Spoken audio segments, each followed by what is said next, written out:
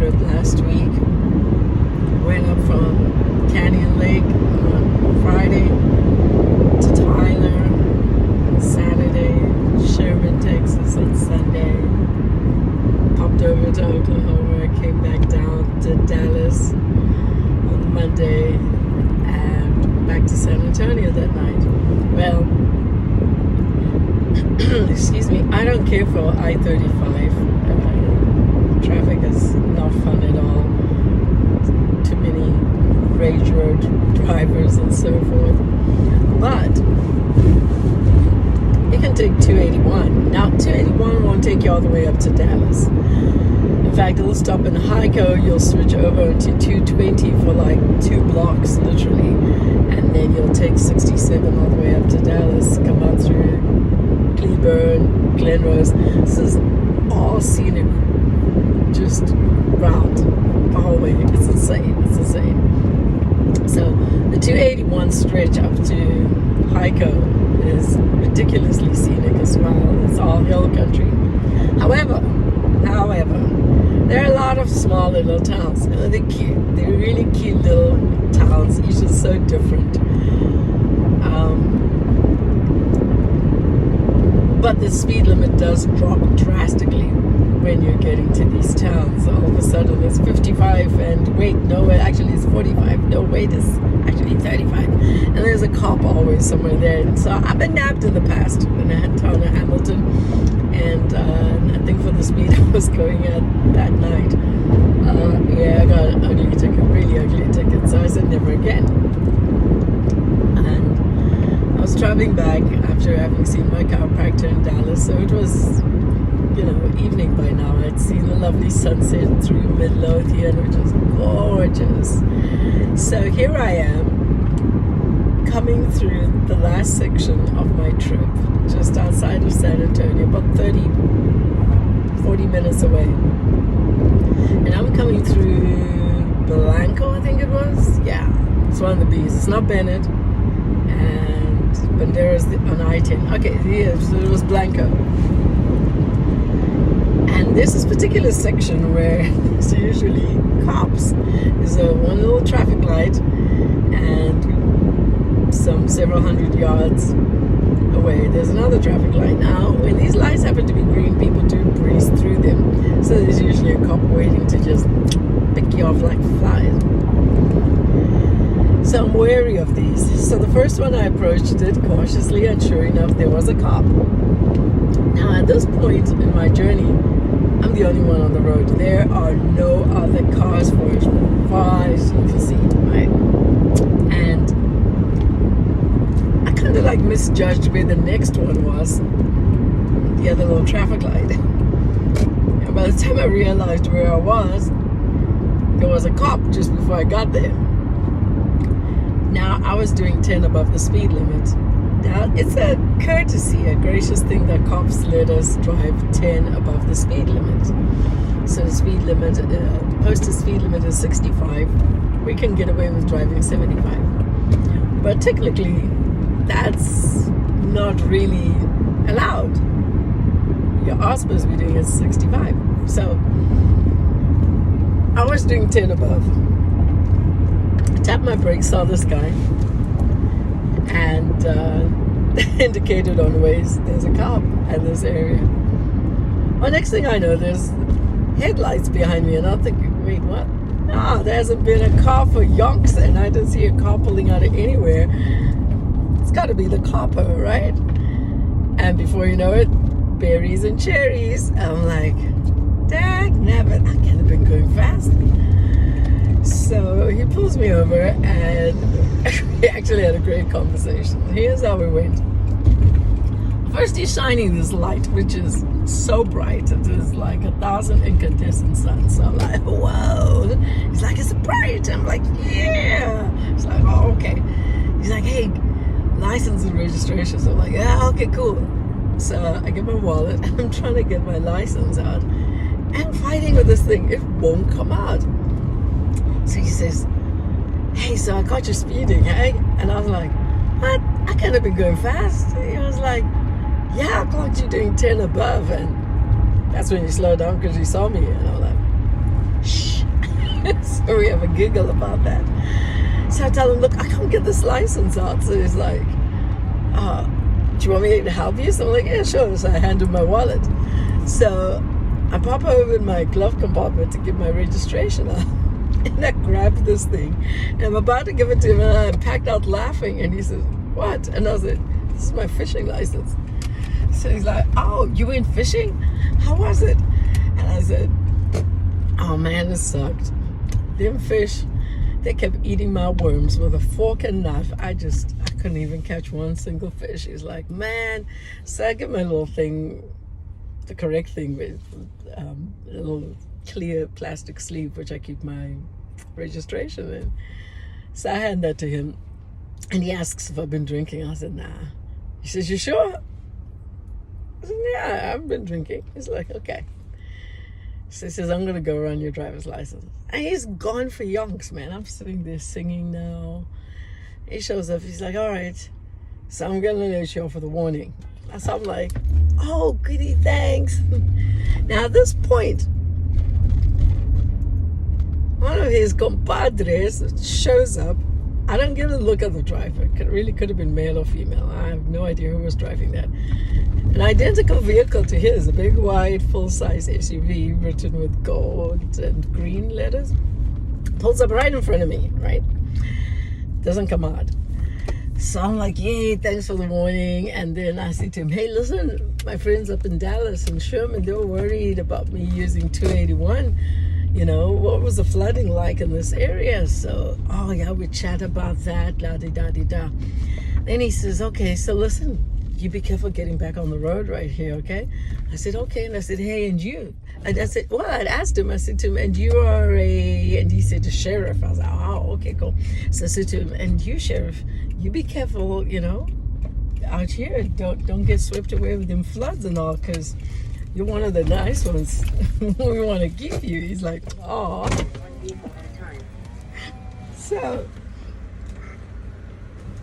take the ticket.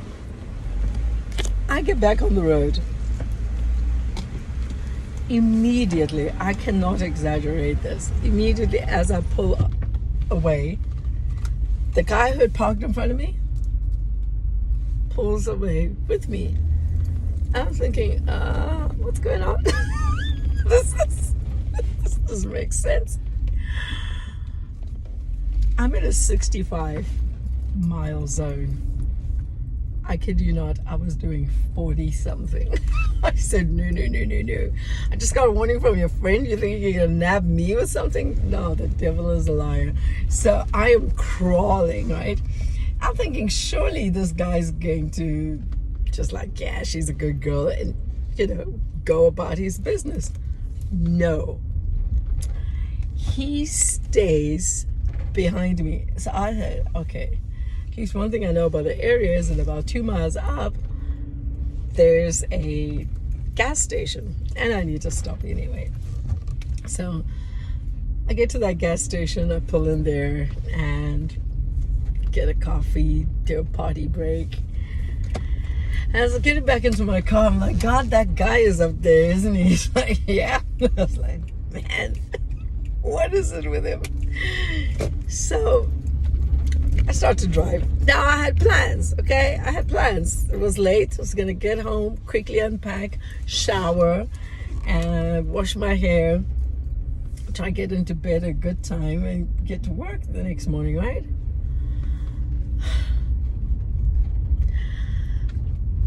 I am now crawling. I'm doing between 40 and 50 miles per hour because, yeah, I'm not dropping a few $100 on a traffic ticket. And I see lights behind me, headlights. So I'm thinking, aha, there he is. I knew this guy was coming. Well,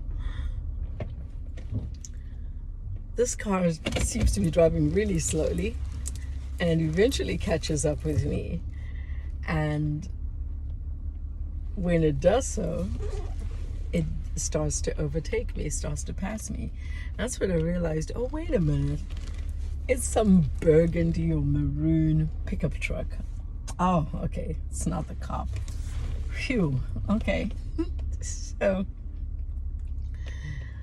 this guy starts to pick up speed as he passes me. I mean, he must be doing about 70. So I'm thinking, gee, dude, I wish I could warn you that, up there, there may be somebody waiting for you or me. Well, there was no ways to warn him. I didn't even get 2 miles up the road, I kid you not. And I find Mr. Maroon pickup truck has been stopped by that cop. And about 150 yards in front of him, another cop had also pulled up. Another car, which I don't even know, must have passed whilst I was in the gas station. I had to laugh. And I just thought, this is ridiculous. So I carried on driving, probably more around 50, 55 miles per hour. And then the last little town I had to pass was Bulverde. We got out 2 lanes coming back to San Antonio. There's a grassy median and there's 2 lanes for the other oncoming traffic. In the grassy median was a silhouette of a police patrol vehicle that was painted black. It was black in the dark of night where there were no street lights. It was just like this. Wait, what? And you realize there's a vehicle there and it's a black vehicle. No interior lights, no lights on. Ready to pick out anybody who may have survived in Blanco. Bulverde was going to have them.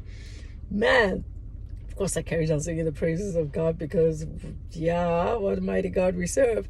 But I did want to warn you guys, this was a Monday night. This is way past all the partying. But if this was happening on Monday night, it's happening any other night. Be careful if you do take 281. Don't even think because it's the dead of night, there's no other traffic out there, you can go careening through. You will be helping some sweet small town police department buy a new cruiser, okay?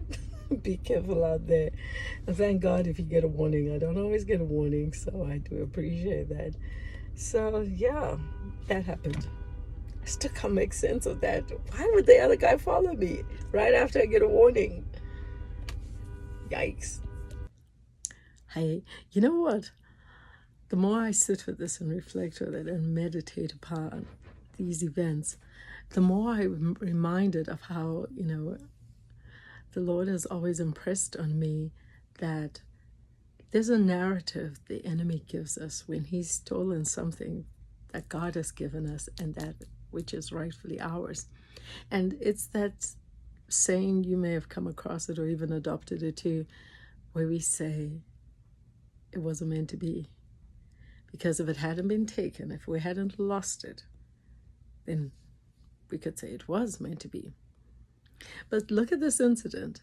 If I miscalculated and just maybe went even a few miles over the speed limit, and the next officer or sheriff, I don't know, his or her position, if they had then nabbed me and said, now you got a warning before, now you get a ticket, what was I to say to that? To say that the favor that God had provided for me was temporary? Or that I probably was meant to get a ticket all along and now I'm getting what I deserve? Because think about it, is life not like this, in that when God blesses us with something, the enemy is immediately hot on our pursuit to take it, whispering to us too at the same time that it wasn't meant to be. We should accept this, that we should not pursue and follow after the enemy to get back what he's stolen. We should just accept that it's now with the rightful owner who it should have been with all along, and that it was never meant to be ours. And we buy into that, thinking we are being content, we're accepting the Lord's way in our lives. Not so, right? Doesn't sound right anymore now, right? And there I was with a blessing and immediately facing opposition to it. Yeah, I'm not going to call the other guy, the enemy, because he's doing his job. But oh, that contrast, that parallel right there and then. I've had to sit with it and say, what is this? And the Lord just showed me that there's so many ways to see it. And for now, this is the first thing He's really showing me about it. And that's, you've got to fight to keep your blessings. And when you lose them, pursue them. And yes, that was a blessing I had. And I could have easily lost it. Easily. And it wouldn't have been for God to blame. And it isn't always so obvious with all the other blessings we have in life that the enemy is right there after them.